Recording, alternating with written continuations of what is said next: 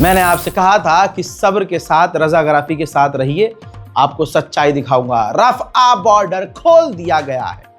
Israel ने, जी हां, इससे पहले के अपडेट में देर रात को मैंने बताया कि रफ़ा बॉर्डर खोलने से पहले फिलिस्तीनी वापस भी आ रहे हैं। इजराइल उंगली नहीं कर रहा है। और यह भी बता चुका हूं इससे पहले वाले अपडेट में कि इजराइल की फौज, बल्कि दिखा भी चुका हूं कि इजराइल की फौज गाजा सिटी और अंदर के शहरों से, जो बिल्कुल अंदर की तरफ गाजा में है, जो मेन शहर है, वहां से बाहर निकल चुकी है। ठीक, अब गाजा के अंदर जो रफ़ा बॉर्डर है, बॉर्डर इजराइल ने खोल दिया है और यह भी कह दिया है कि जो वापस आना चाहता है वो आ जाए। जी हां, इसलिए कहता हूं जुड़ रहिए ताकि आपको सच्ची खबर मिले। नहीं किया ना सब्सक्राइब आपने हमें, रज़ागराफी अनस्क्रिप्टेड हमारे YouTube चैनल को सब्सक्राइब करें। हजरात, द फॉरेन प्रेस एसोसिएशन ने दोबारा से इजराइल से मांग की है कि प्रेस वालों को गाजा के अंदर जाने दिया जाए। इजराइल अभी प्रेस वालों को, मीडिया वालों को अंदर जाने नहीं दे रहा है। दिल को झकझोरने वाली तस्वीर मिल रही है। नम आंखों से खुशियां भी नजर आ रही है। इस पूरे नरसंहार में इजराइल ने गाजा का हाल क्या किया नहीं पता। दो सगे जुड़वा भाई पता नहीं कहां कहां खो, दोनों को ये लग रहा था वो मर गया, उसको लग रहा था मेरा वो भाई मर गया, दोनों को लग रहा था कि हमारे भाई मर गए। वो बेचारा एक कहीं और, एक कहीं और। लेकिन जब जंग बंदी हुई, लोग एक जगह इकट्ठा होना शुरू हुए, तो वो दो भाई मिल गए। और उसके बाद मंजर ये है।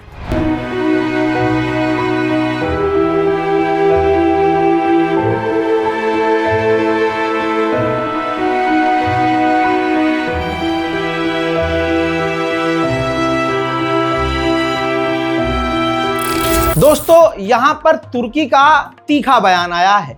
रजब तैयब एर्दोगान ने कहा कि दोनों को, यानी गाजा और इजराइल दोनों को सीज फायर का पालन करना चाहिए। ये हम मेक श्योर करेंगे और हम खुद नजर रखेंगे। लेकिन इजराइल का नेचर है, वो सीज फायर तोड़ता है। वो जेनोसाइड दोबारा अगर करता है और दोबारा हमला करता है तो इजराइल को भारी कीमत इसकी चुकानी पड़ेगी। वहीं जो मैंने पिछले अपडेट में बताया था कि तुर्की पहली बार डायरेक्ट गाजा मदद भेजेगा, एर्दोगान ने क्लियर कर दिया है कि एड भेजने की, गाजा में मदद भेजने की तैयारी शुरू हो गई है। समुद्र के रास्ते, जहाज, शिप के जरिए हम गाजा मदद भेजेंगे। Mısır'ın El Arish limanında bekleyen gemilerimizdeki insani yardımları hızla Gazze'ye ulaştıracağız. हजरात, जिस टाइम सीज फायर की बातें हो रही थी, उस वक्त इजराइल का एक और सैनिक हमास के हाथों गाजा में वासिले जहन्नम हुआ था। यह भी बात हकीकत है कि अब जो गाजा में लौट कर लोग आएंगे, उनको ना अपना घर नजर आएगा, ना आशियाने नजर आएंगे। हमारे घर का अगर बारजा तोड़ जाए बिल्डोजर, तो हमें सालों तक का सदमा होता है। सोचिए, गाजा में तो जहां पूरी इमारत थी, अब वहां इमारत ही नहीं है, वहां मलबा तक गायब है। अब वहां यह भी नहीं पता कि कौन सी जमीन किसकी थी। तवज्जो है, कितनी बड़ी मुसीबत है गाजा के लोगों के लिए। वो भी इंसान है भाई, उनके जमीन के डॉक्यूमेंट नहीं, उनके जमीन के कागजात जल गए, उनका घर गायब हो गया, घर का नामो निशान नहीं है, चारों तरफ तबाही है। हाल क्या है उन इलाकों का, जिन इलाकों में अब गाजा के लोग लौटे हैं? दिल तोड़ने वाला है। देखिए,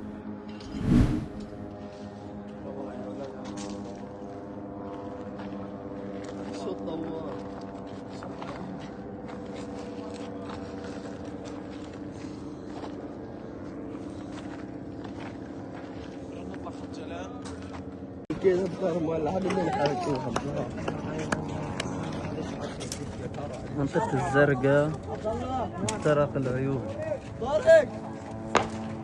شرق جباليا، شرق جباليا. لا الله بديش يزمنا لحد الحمد لله الحمد لله رب العالمين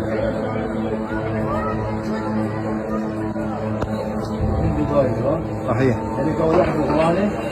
لا هيك خلقوني رايح لم ينفجر في حي الصبر بعد انسحاب الجيش ريبورت لم ينفجر في حي الصبر شايفين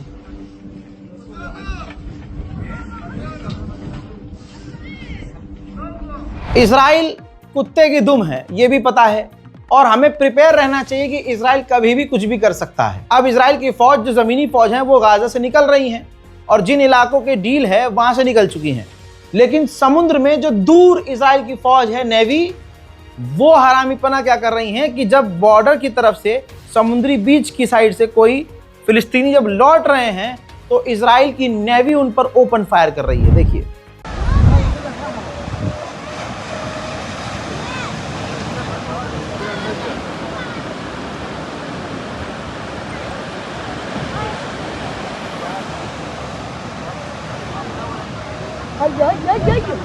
अल्लाह अकबर। मैंने आपसे कहा था कि ये जो इजराइल ने फिलिस्तीन में नरसंहार किया है ये कम से कम आधे आंकड़े हैं। अब तो लाशें बरामद होंगी। पिछले 12 घंटे के अंदर 150 से ज्यादा फिलिस्तीनियों की लाशें मलबों और जमीन के अंदर दबी हुई मिली। वहीं इजराइल ने खान यूनुस के इलाके में भी जब उसने देखा कि भारी तादाद में फिलिस्तीनी लौट रहे हैं तो उसने खान यूनुस के इलाके पर हमला भी किया है। एक हमला देखिए।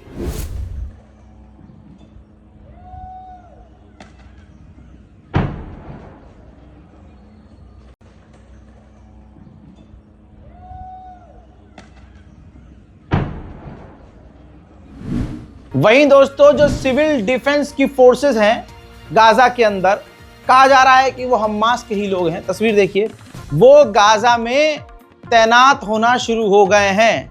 यहाँ से जो चीज़ें हैं ख़राब हो सकती हैं क्योंकि इजराइल का कहना ये है कि इसी वक्त हमास हथियार डाले, लेकिन आप यहाँ देख सकते हैं हथियारबंद लोग नज़र आ रहे हैं। जैसा मैंने आपसे अर्ज़ किया, अगला पॉइंट वही आ गया।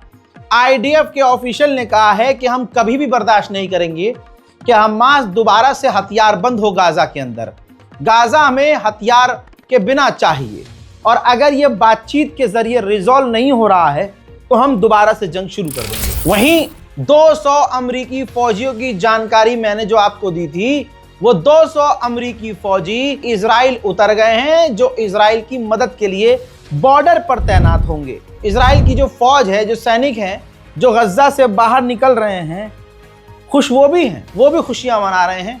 ये नेतन्याहू के मुंह पर तमाचा है कि कोई तुम्हारे लिए लड़ना नहीं चाहता था, सब मजबूर थे।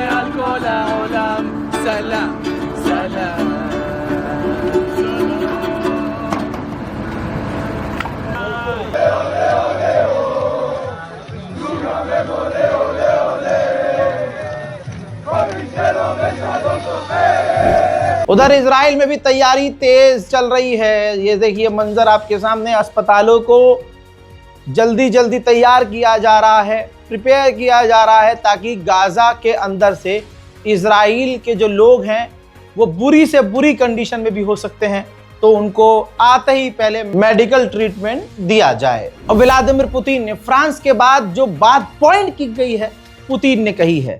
रूस के राष्ट्रपति व्लादिमीर पुतिन ने कहा कि गाजा की प्रॉब्लम को रिजॉल्व करने के लिए तो मैं भी तैयार हूं, लेकिन मेन इशू अभी बाकी है। मेन इशू है 2 स्टेट सॉल्यूशन। जब तक ये नहीं होगा उस इलाके में शांति नहीं आएगी। We have a very high level of trust with our Arab friends and with Palestine. And when I spoke at the Valdai Club meeting, I said that we support President Trump's initiatives in this regard. But one of the key issues here, one of the truly key issues is the creation of a Palestinian state. And it's certainly a forward-looking issue. I am not familiar with all the details of the current proposals, but I know that Donald Trump को कितना भी गाली बक लीजिए, लेकिन लौंडे ने यहां काम बढ़िया किया है। इतना काम बढ़िया किया है कि हमास खुद तारीफ कर रहा है। ये देखिए, अमेरिकी चैनल पर हमास ने इंटरव्यू दिया है और हमास के लीडर ने कहा है कि पूरी दुनिया ने सब कुछ करके देख लिया, इजराइल ने किसी की नहीं सुनी। हम शुक्रगुजार हैं कि डोनाल्ड ट्रंप ने पर्सनली इंटरफेयर किया, अपना इंटरेस्ट खुद लिया और उन्होंने अपनी ताकत का इस्तेमाल किया, तब जाकर इजराइल ने नरसंहार बंद किया।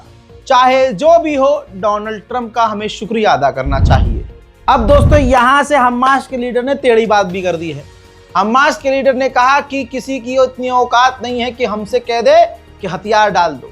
हम हथियार नहीं डालेंगे और टोनी ब्लेयर जो अमेरिका का है उसका हम स्वागत नहीं करेंगे। उसका कोई रोल गाजा से नहीं है। हम हथियार नहीं डालेंगे।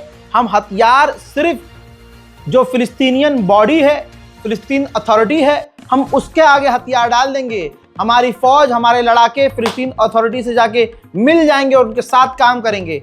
किसी का कोई राइट नहीं बनता कि वो हमसे कहे कि हथियार डाल दे। चीजें यहां से खराब हो सकती हैं। बात तो सही है, डोनाल्ड ट्रंप ने बहुत अच्छा काम किया है, क्योंकि खबर यह आ रही है कि हमास डील के लिए राजी ही नहीं था। हमास किसी भी तरह से, क्योंकि 20 पॉइंट बदल दिए गए थे, जैसा पाकिस्तान ने कंफर्म किया था कि ये हमारी वो बातें मांगे हैं ही नहीं जो हमने लिखवाई है। हमास मान नहीं रहा था, तो तब जाकर डोनाल्ड ट्रंप ने हमास से बात करके कहा कि मैं Donald Trump, president of United state of America, guarantee लेता हूं पर्सनली कि मैं इजराइल को दोबारा गज्जा पर हमला करने नहीं दूंगा। तब जाकर हमास राजी हुआ है। दोस्तों, ये तमाम वो की पॉइंट्स थे जो आपको कोई यूट्यूबर, कोई रील वाला नहीं बताएगा। इसलिए आपसे कह रहा हूं कि इस वीडियो को शेयर कीजिए। ये एक अपडेट पहले देर रात को दे चुका हूं, ये भी अपडेट मैं रात को ही दे रहा हूं, या आप दिन में देख रहे होंगे। जो रात को देख रहा है उसको मेरा सलाम कि आप इतने, मतलब जाहिर सी बात है आपको गाज़ा और फिलिस्तीन की फिक्र है, तभी आप रिफ्रेश कर रहे थे हमारा चैनल। बहुत बहुत शुक्रिया। दुआओं में याद रखिए। इंशाल्लाह फिर से आ रहा हूँ। भले ही आप सो रहे हो, जाग रहे हो, लेकिन मैं अपना काम करता रहूँगा और आपके सामने गाज़ा फिलिस्तीन के ताज़ा तरीन अपडेट देता रहूँगा। जय हिंद।